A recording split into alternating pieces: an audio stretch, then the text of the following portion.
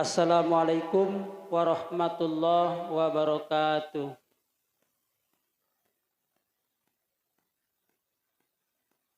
Alhamdulillah, alhamdulillahillazi adada khalqihi wa ridha nafsihi wa zinata arsihi wa midada kalimatihi. Ashhadu an la ilaha illallah wahdahu la syarika lah wa ashhadu anna Muhammadan abduhu wa rasuluhu la nabiyya ba'dah. Allahumma salli wa sallim ala habibina al-Mustafa wa ala alihi wa ashabihi wa mawala amma ba'd. Bapak-bapak, ibu-ibu hadirin rahimakumullah. Pertama-tama marilah kita bersyukur kepada Allah Subhanahu wa taala. Ya, memang kita harus diperintahkan untuk senantiasa bersyukur, karena dengan perintah syukur itu sebenarnya kita diberi peluang untuk ditambah nikmat lagi. Maka rugilah orang-orang yang tidak pandai bersyukur. Bahkan Rasulullah SAW sendiri berdoa, "Ya Allah, jadikanlah aku dari golongan orang-orang yang sedikit." Apa maksud Rasulullah golongan sedikit? Golongan sedikit adalah golongan orang-orang yang pandai bersyukur. Berarti hanya sedikit sekali orang yang pandai dan pintar bersyukur dalam kehidupannya. Maka di setiap kali kita bertemu, di setiap kali kita berjumpa, kita sama-sama tawasau bil haq wa tawasau bis sabr, untuk senantiasa mengingatkan dan senantiasa menyadarkan diri kita untuk senantiasa bersyukur dan bersyukur. Karena hanya sedikit yang pandai bersyukur dan hanya sedikit yang mendapat perhatian dari Allah karena pandainya bersyukur. Dan mudah-mudahan kita termasuk dari golongan orang-orang yang sedikit yang senantiasa bersyukur atas segala nikmat, termasuk pagi ini. Karena pagi hari ini kita masih diberi pertama kesehatan, kekuatan, dan kesempatan. Banyak orang diberi kesempatan hidup, cuma tidak bisa disyukuri kesempatan itu. Banyak orang diberi kesempatan sehat, tapi tidak banyak orang yang pandai memanfaatkan kesempatan sehat itu. Dan banyak orang yang diberikan kesempatan dan peluang yang luas, tapi tidak banyak yang memanfaatkan peluang itu untuk dijadikan bekal kehidupan di akhirat nanti. Nah, kita mudah-mudahan dengan niat kita setiap Jumat untuk senantiasa mengingatkan kita betapa kita ini masih jauh dari kata-kata orang yang sempurna untuk menuju kepada golongan ihsan di hadapan Allah Subhanahu wa taala. Ihsan itu adalah puncak dari ibadahnya kepada Allah Subhanahu wa taala setelah Islam dan iman. Islam dulu syaratnya, kemudian iman, yang ketiga baru ihsan.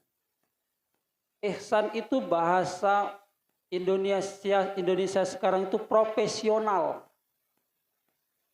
Memanfaatkan, mengerjakan, serta melakukan sesuai dengan kadar yang standar yang diberikan oleh Allah Subhanahu wa taala. Itu profesional. Itu ihsan di hadapan Allah Subhanahu wa taala. Dalam bahasa Rasul, ihsan itu kita beribadah seakan-akan kita melihat Allah, dan di saat yang sama seakan-akan Allah melihat kita. Nah, kalau ihsan, derajat ihsan ini sudah sampai pada puncak kita, pada puncak aktivitas dan kegiatan kita, maka disitulah sebenarnya gelar ihsan didapatkan oleh seorang hamba di hadapan Allah Subhanahu wa ta'ala. Tapi terkadang kita sendiri lalai. Beraktivitas kita belum bisa menghadirkan Allah 100% dalam kehidupan kita. Oleh karena itu masih banyak kaum muslimin, orang-orang Islam ya masih banyak melanggar perintah-perintah Allah. Karena ihsannya belum mencapai derajat puncaknya. Karena takwanya belum bisa maksimal. Tetapi itu semua bisa diasah, semua bisa diwujudkan manakala kita melatih diri kita, mendidik diri kita untuk menghadirkan Allah dalam segala aktivitas kita. Ihsan tadi seakan-akan kita melihat Allah, di saat yang sama seakan-akan Allah melihat kita. Kalau ada tumbuh rasa kesadaran kita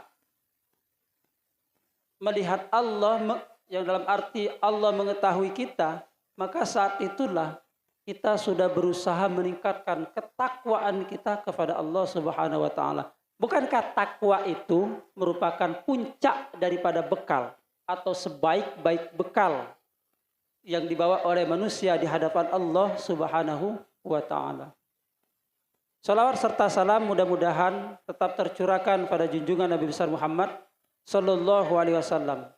Dan mudah-mudahan kita termasuk dari golongan umatnya yang mendapatkan syafaatnya di yaumil qiyamah. Dengan ucapan Allahumma sholli ala sayyidina Muhammad wa ala ali sayyidina Muhammad. Penting bersolawat kepada Rasulullah sallallahu alaihi wasallam. Bukti cinta kita kepada beliau. Dan bukti bahwasannya kelak ucapan kita ini terekam, yang kelak akan ditampilkan wujud dari ucapan kita ini berupa kebaikan di akhirat terlebih nanti, dan di dunia ini berupa doa dan rahmat dari Allah Subhanahu wa taala. Bapak, ibu-ibu rahimakumullah. Dulu Pak, ada di zaman Bani Israel, di zaman sebelum Rasul, ada seorang pemuda beribadah selama 70 tahun. Bayangkan 70 tahun beribadah. Kalau yang kemarin saya ceritakan itu 500 tahun.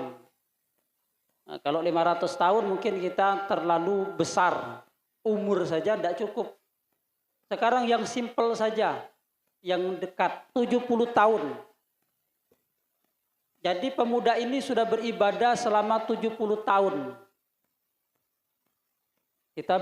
Saya baru 40 tahun.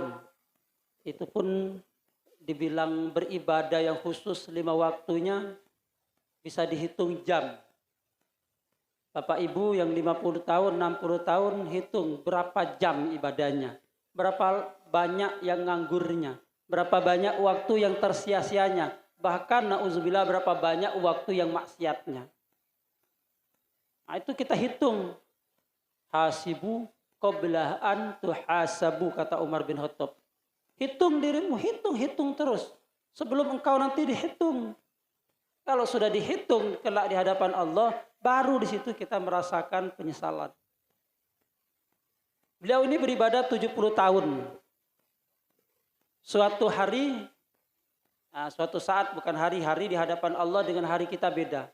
Saya mengatakan saat. Allah berfirman kepada malaikatnya,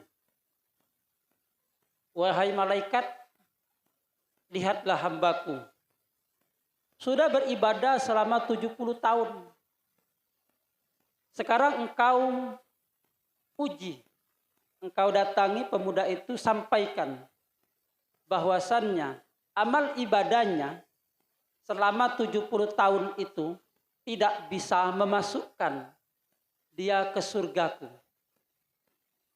Maka malaikat datang kepada pemuda tadi, disampaikan. Bapak Ibu, kalau lagi beribadah, tiba-tiba datang malaikat. Datang malaikat, nyampaikan, hai Zaini, ibadahmu selama ini tidak bisa masukkan engkau ke surga. Kira-kira kita ini nangis atau semangat? Kira-kira kita nangis atau semangat? Sedih mungkin. Kenapa? Loh, kok selama ini ibadahnya tidak diterima? Bukan tidak terima, tidak bisa masukkan ke surga. Tapi apa jawaban pemuda tadi? Maka pemuda itu berkata, walaupun tidak bisa masukkan surga, bukankah manusia itu diciptakan untuk beribadah kepada Allah Subhanahu wa ta'ala? Maka saya beribadah semata-mata untuk menjalankan tugas saya sebagai manusia. Wa ma khalaqtul jinna wal insa illa liya'budun. Maka saya beribadah semata-mata menjalankan perintah Allah Subhanahu wa ta'ala dan sebagai bentuk dari fungsi sebagai manusia untuk beribadah kepada Allah Subhanahu wa ta'ala. Maka lapor malaikat tadi ke hadapan Allah Subhanahu wa ta'ala. Maka dilaporkanlah kepada Allah Subhanahu wa ta'ala tentang jawaban dari pemuda tadi. Maka Allah berfirman kepada malaikat, wahai malaikat, saksikanlah. Walaupun pemuda tadi engkau sampaikan bahwasanya amal ibadah tidak bisa masukkan dia ke surga dan dia tidak berpaling dari beribadah kepadaku, maka saksikanlah wahai malaikat, mulai saat ini aku tidak akan berpaling darinya. Bayangkan, Bang. Apalagi yang kurang.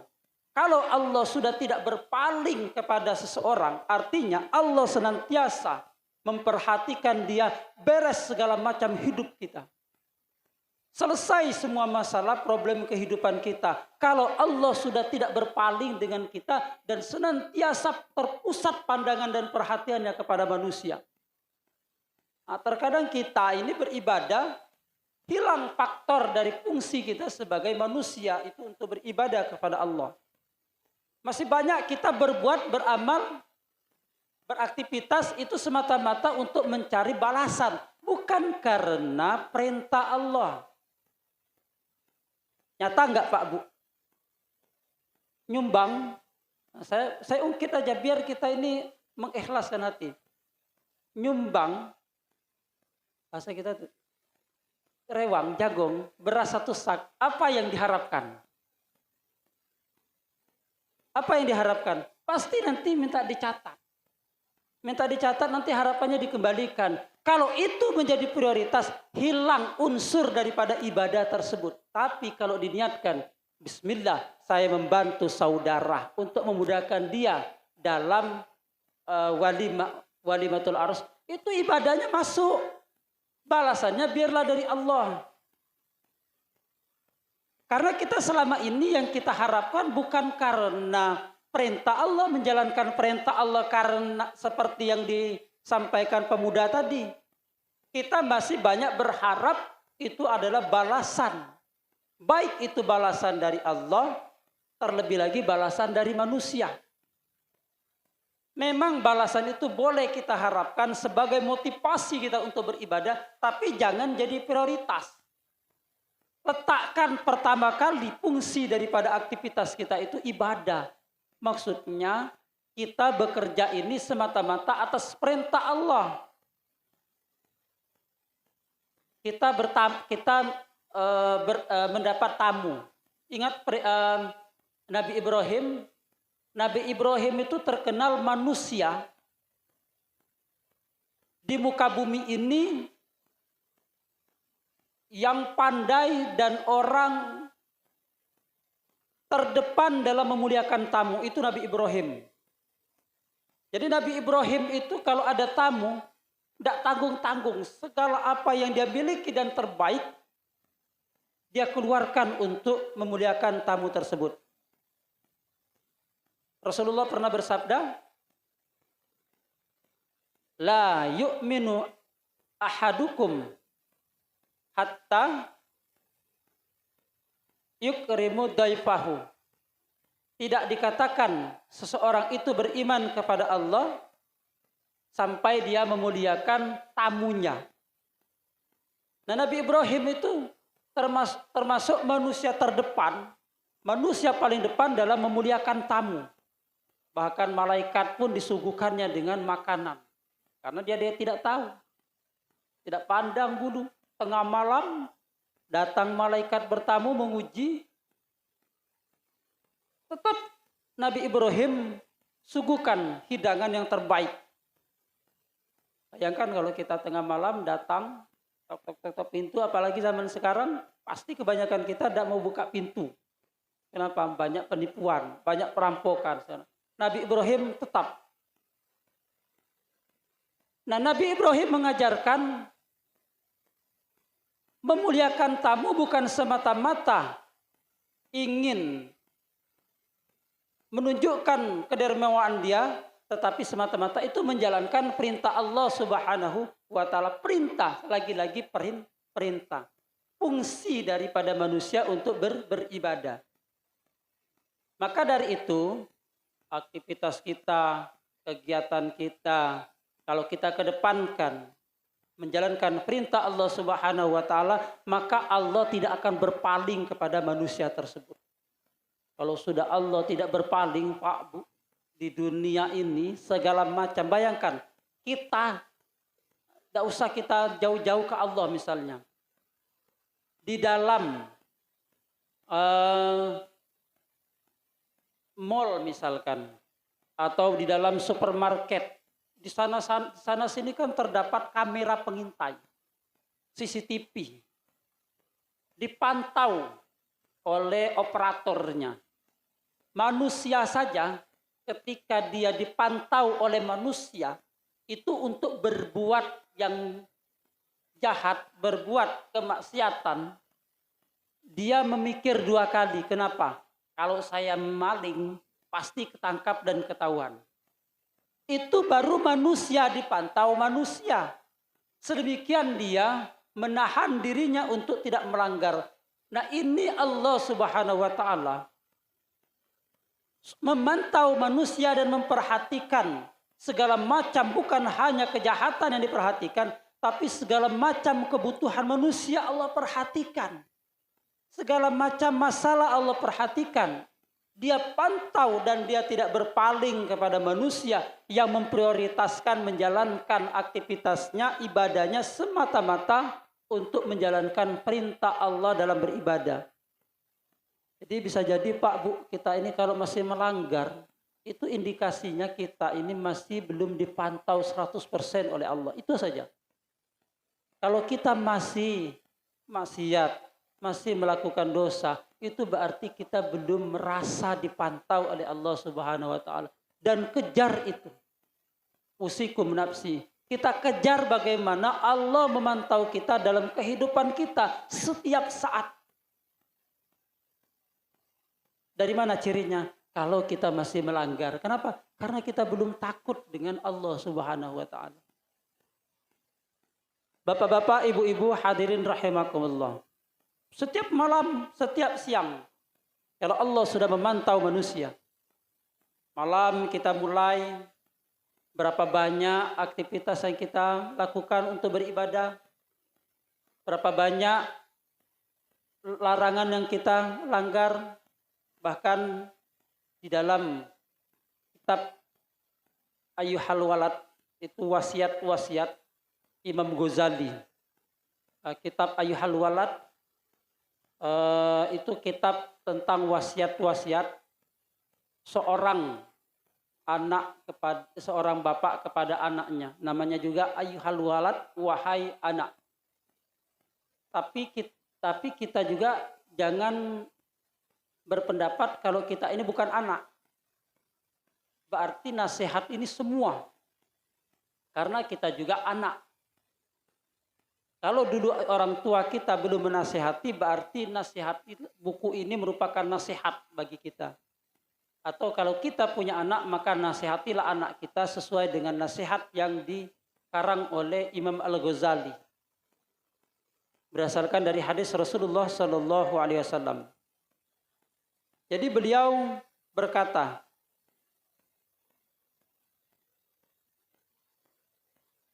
wa qala idza kana awwalul lail yunadi munadin min tahtil arsh ala liyuqimil abidun wa yakumuna wa yusalluna ma syaa Allah thumma yunadi munadin fi satril lail ala liyuqimal qanitun wa yakumuna wa yusalluna ila ash-shahr.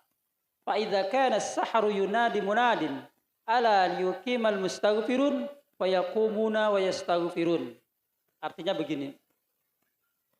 Beliau Imam Ghazali berkata, saat malam baru menjelang itu Isya itu sudah mulai standar malam. Bahkan Isya itu termasuk daripada malam. Atau ibadah sholat malam itu dimulai dari sholat Isya. Jadi sholat malam itu, Isya itu sudah termasuk sholat malam. Maka taraweh itu bagian dari sholat malam. Sholatul laili masna masna, kata Rasulullah. Sholat malam itu 2 rakaat. Dalam salah satu hadis. Taraweh bagian dari sholat malam. Ada awal malam, ada sepertiga malam, ada akhir dari malam. Awal dari malam itu waktu Isya. Maka kalau kita misalkan mau dikategorikan orang yang beribadah di malam, maka mulailah sholat dari sholat malam, yaitu sholat Isya berjamaah, ba'da Isya, atau dilanjutkan dengan sholat yang lain. Itu masuk dari bagian sholat malam. Saat malam baru menjelang, ada yang memanggil dari bawah arasy. Siapa dia? Allah.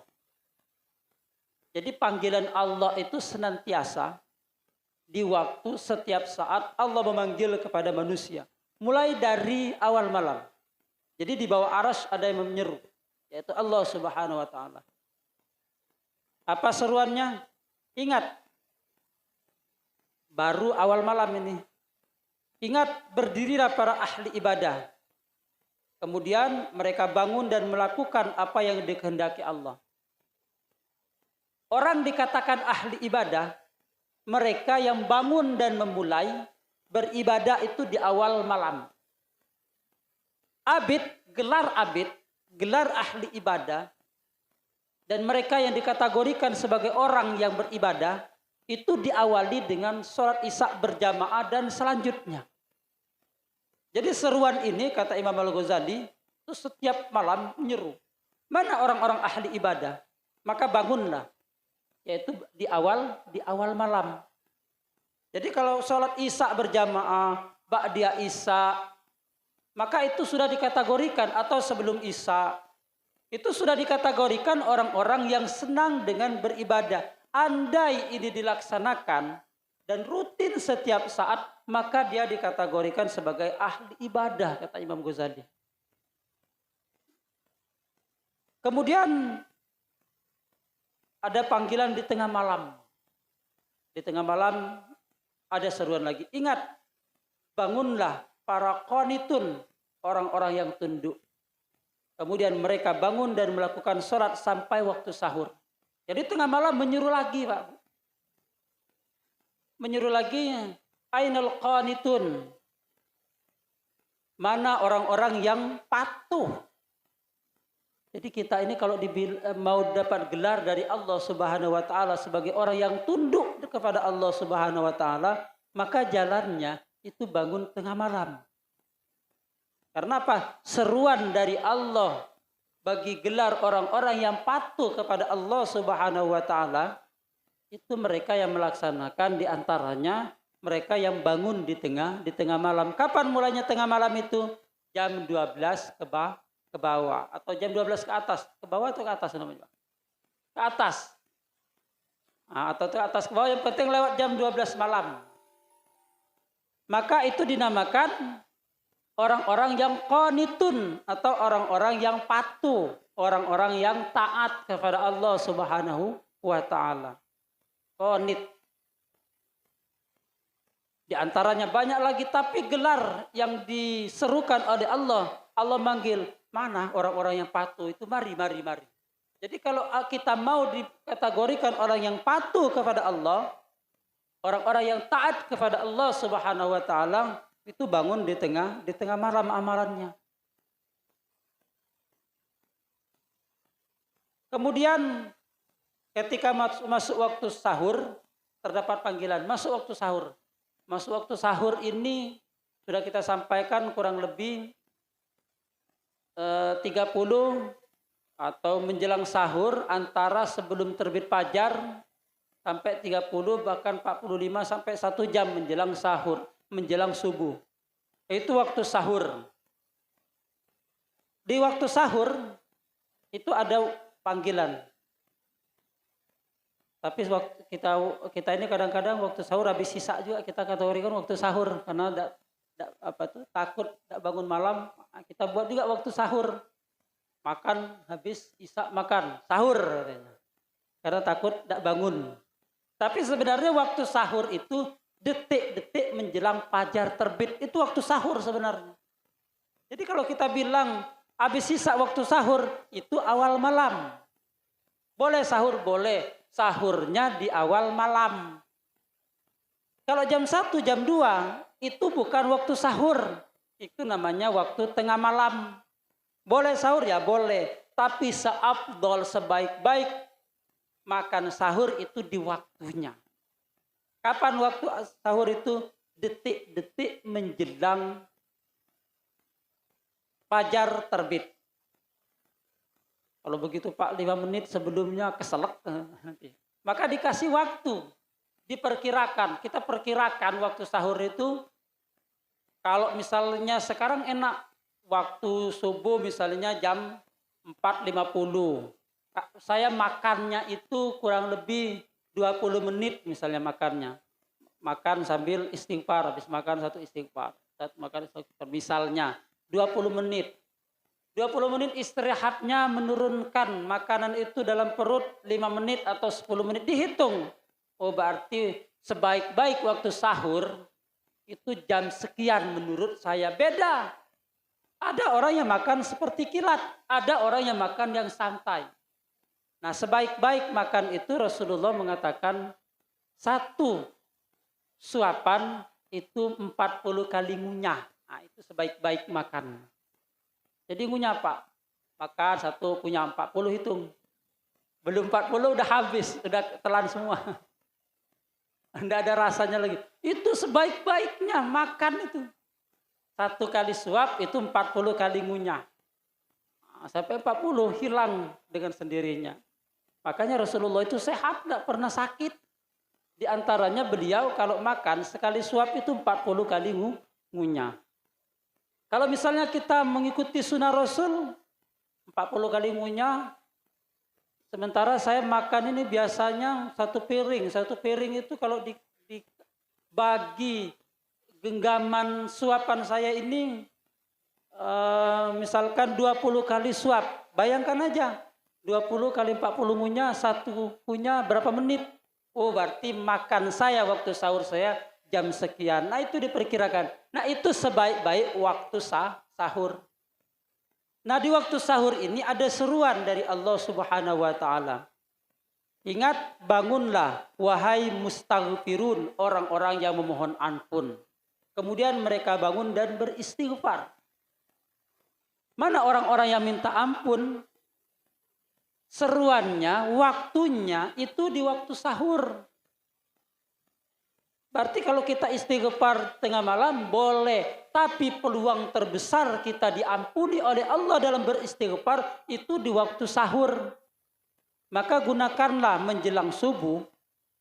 Menjelang subuh itu perbanyak istighfar. Amalannya apa sebelum subuh, menunggu subuh? Istighfar. Wa fil asharihum yastaghfirun. Di waktu sahur kata Allah, mereka perbanyak memohon ampun kepada Allah Subhanahu wa ta'ala.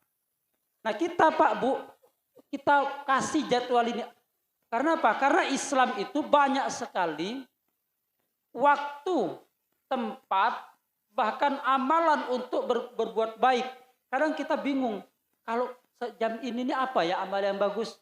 Kalau waktu ini apa ya amalan yang bagus? Maka kita petakan. Sebelum subuh khusus untuk istighfar. Kenapa? Karena peluang terbesar kita diampuni oleh Allah itu di waktu itu. Nanti ada lagi. Di waktu tengah malam apa? Ibadah. Bacaannya banyak. Paling santai bingung-bingung apa? Subhanallah wa bihamdihi subhanallahil azim. Bingung apa yang dibaca? Baca subhanallah wa bihamdihi subhanallahil azim. Apa itu faedahnya? Dicintai Allah, timbangan berat, ringan di lisan.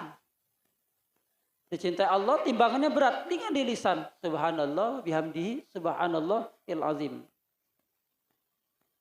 Maka beliau Imam Ghazali berkata, lanjutkan, Fa'idha tola al-fajri yunadi munadin ala yukimul ghafilun fayakumuna min furushihim kal mauta nushiru min kuburihim.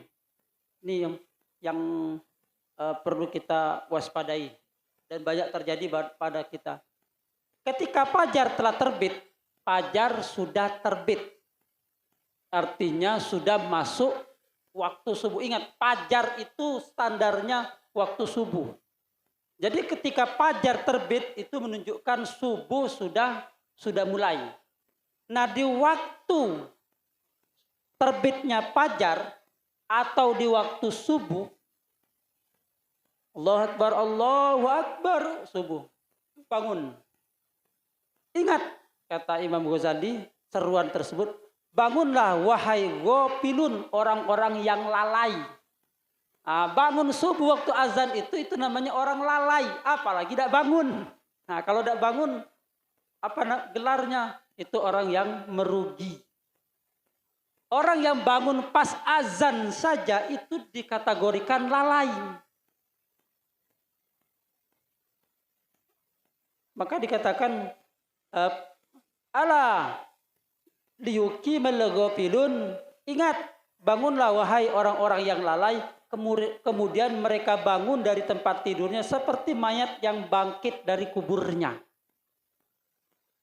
Nah, kalau orang yang sudah terbiasa bangun sebelum subuh, ketika dia bangun pas azan pasti bingung. Gambarannya kenapa? Karena takutnya meninggalkan keutamaan di waktu fajar itu, keutamaan subuh itu. Karena bingungnya. Bahkan digambarkan oleh Imam Ghazali dari seruan Allah tersebut di bawah arasy, itu dikategorikan orang yang lalai, lengah, gambarnya seperti orang mayat yang baru bangkit dari kuburnya. Dulu pernah kita bahas masalah orang yang baru bangkit dari kuburnya. Bagaimana lalainya orang yang baru bangkit dari kuburnya. Jangankan manusia, saya ulangi sedikit, Umar bin Khattab saja yang terkenal dengan tegasnya, begitu didatangi malaikat, beliau kagetnya luar biasa. Nah, gambaran kita ini sebenarnya Pak Bu itu sudah digambarkan dan sudah diberi gambaran oleh Allah Subhanahu wa taala. Seperti apa gambaran kita nanti bangkit di alam kubur, itu seperti kita bangun di waktu fajar.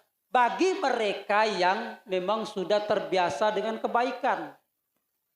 Bagi mereka yang sudah terbiasa dengan berbuat baik di waktu subuh, artinya sholat berjamaah. Begitu dia bangun waktu subuh fajar itu, dia kaget. Seperti orang yang baru bangun dari kuburnya. Nah, kalau seperti itu saja Pak Bu, orang-orang yang terbiasa dengan kebaikan dikategorikan lalai. Bagaimana orang yang tidak pernah bangun subuh? Bangun-bangun sudah ayam jantan berkokok. Nah, ini yang dikategorikan kata Imam Ghazali. Ayyuhal walad ruya fi ba'din wasaya Luqmanul Hakim libnihi annahu qala ya bunayya la yakunanna diku akyasu minka yunadi bil asharu anta na'im. Kata Imam Ghazali, wahai anakku, seperti yang disampaikan wasiat Luqman Al-Hakim kepada putranya, ia berkata, wahai anakku, sungguh jangan sampai ayam jago lebih cerdas daripada dirimu. Dia berkokok memanggil-manggil di waktu sahur, sementara kamu tidur. Jadi kalau orang masih tidur di waktu sahur menjelang subuh, itu kategorinya kata Luqmanul Hakim lebih cerdas ayam jago daripada orangnya. Jadi kalau ada ayam berkokok di pagi-pagi, dak juga bangun, itu kategorinya orang tersebut lebih bodoh daripada ayam jago. Karena ayam jago berkokok itu punya arti. Dia melihat kebaikan, malaikat turun. Beruntunglah bapak-bapak, ibu-ibu mendengar ayam jago. Kenapa? Karena saat itu malaikat sudah mendatangi dan dia membawa kebaikan di sekitar perkarangan kita. Maka doanya apa? Allahumma inni as'aluka min fadlik. Begitu kita mendengar ayam jago berkokok, maka doa saat itu. Allahumma inni as'aluka min fadlik. Ya Allah, Allahumma inni sungguhnya saya as'aluka meminta kepadamu min fadlik dari segala keagungan, keutamaan dan kebaikan-kebaikan. Kenapa? Karena saat itu malaikat membawa kebaikan. Kalau malaikat membawa kebaikan datang ke sekitar rumah kita, kita minta. Jangan kita diam. Atau kalau begitu pelihara ayam Pak. Boleh. Belum tentu ayam melihara jantan dia berkokok, belum tentu. Kenapa? Karena ayam jantan berkokok pasti dia melihat kebaikan. Banyak orang melihara ayam yang disambung, tidak juga berkokok-kokok. Kenapa? Ya karena dia jengkel. Saya dipaksa. Diadu terus, tidak juga. Dia juga punya naluri yang maka pernah Pak Haji Hasbullah itu cerita dengan saya. Saya Pak, kalau pohon itu tidak berbuah, saya pegang. Saya rukyahnya ngomongi, berbuahlah pohon. Berbuah. Kenapa? Karena tumbuh-tumbuhan itu punya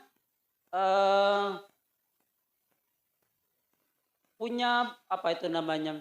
Kalau Allah itu mengatakan dia punya sumber kehidupan, dia juga punya naluri untuk hidup, dan dia juga punya naluri berinteraksi dengan alam sekitar. Maka termasuk di antara doa Rasulullah SAW ketika beliau melewati kubur, beliau mendengar orang disiksa di alam kubur, beliau ambil pohon kayu sebatang kurma, beliau tancapkan di atas kuburan, tancapkan. Seraya berdoa mudah-mudahan pohon batang kurma ini tumbuh kelak, dia memintakan ampun kepada Allah Subhanahu wa taala kepada ahli kubur. Makanya ada sebagian dari para ulama, termasuk saya mengamalkan, jadi kalau ada orang yang habis dimakamkan, itu saya bisikkan biasanya kepada keluarganya, cari pohon yang gampang tumbuh, tanamkan di atas kepalanya. Mudah-mudahan pohon itu nanti berdoa kepada Allah, paling tidak bertasbih kepada Allah Subhanahu wa taala. Tasbih, dan tasbih itu ada pengaruhnya kepada mayat yang ada di dalam kubur. Itu sumbernya dari Rasulullah. Jadi kita biasakan, kan banyak Pak Bu, di kuburan itu kan banyak pohon-pohon yang gampang tumbuh itu. Potong aja, tancapkan. Mudah-mudahan dia bertasbih, beristighfar. Makanya kalau punya ayam jago jangan diadu. Nanti dia malah tasbihnya laknat kita. Ini ayam jago, udah diadu, dah juga berkokok-kokok, potong akhirnya. Salah kita. Kita yang jahat kepada makhluknya. Oleh karena itu Rasulullah mengajarkan kepada kita, irhamu man fil ardi yarhamukum man fis sama. Kata Rasulullah, sayangilah segala sesuatu yang ada di bumi, hewan, tumbuh-tumbuhan, terlebih lagi manusia. Sayangi. Yarhamukum man fis sama. Niscaya yang di langit pasti akan menyayangi kita. Nah, oleh karena itu Bapak-bapak, Ibu-ibu, dari wasiat Luqman tadi, jangan sampai kita ini lebih bodoh daripada ayam jantan. Artinya begitu ayam jantan berkokok, itu tandanya waktu terbaik kita untuk memulai beribadah kepada Allah Subhanahu wa taala. Mudah-mudahan ada manfaatnya kajian kita pada pagi hari ini. Di antaranya sekian banyak waktu, maka malam-malam itulah salah satu bentuk kita untuk mendapatkan gelar dari Allah Subhanahu wa taala. Kalau kita ingin dikategorikan sebagai ahli ibadah, maka mulailah beribadah di awal-awal malam. Kalau kita ingin digelar sebagai orang-orang yang taat di hadapan Allah Subhanahu wa taala, maka bangunlah di tengah malam. Kalau kita ingin memperoleh peluang terbesar diampuni oleh Allah Subhanahu wa taala, maka di waktu sahur itulah sebaik-baik kita mohon ampun kepada Allah. Salat taubat, istighfar dan lainnya. Mudah-mudahan kita termasuk dari orang-orang yang mendapatkan petunjuk hidayah untuk senantiasa menjadi hamba yang beribadah menjalankan perintah Allah Subhanahu wa taala. Amin. Allahumma amin. Sebelum kita tutup, mari kita berdoa kepada Allah. Mudah-mudahan apa yang kita kerjakan pada pagi hari ini diterima di sisi Allah Subhanahu wa taala. Apa yang kita kerjakan di pagi hari ini dibalas oleh Allah Subhanahu wa taala. Bagi saudara kita, keluarga kita, sahabat kita, jamaah kita yang masih sakit, diberi kekurangan, diberi cobaan, mudah-mudahan Allah angkat. Mudah-mudahan Allah permudahkan urusannya bagi bapak-bapak, ibu-ibu yang berimpak pada pagi hari ini. Allah ganti yang lebih baik dan Allah terima amal ibadahnya. Ala hadhihi niyati sholihah. Al-Fatihah. A'udzubillahi minasyaitonirrajim. Bismillahirrahmanirrahim. Alhamdulillahi rabbil alamin. Ar-Rahmanirrahim. Maliki yaumiddin. Iyyaka na'budu wa iyyaka nasta'in. Ihdinas siratal mustaqim. Siratal ladzina an'amta 'alaihim ghairil maghdubi 'alaihim waladdallin. Amin. Usikum nafsi bitaqwallah. Assalamualaikum warahmatullahi wabarakatuh. Infak kita pagi ini alhamdulillah Rp250.000.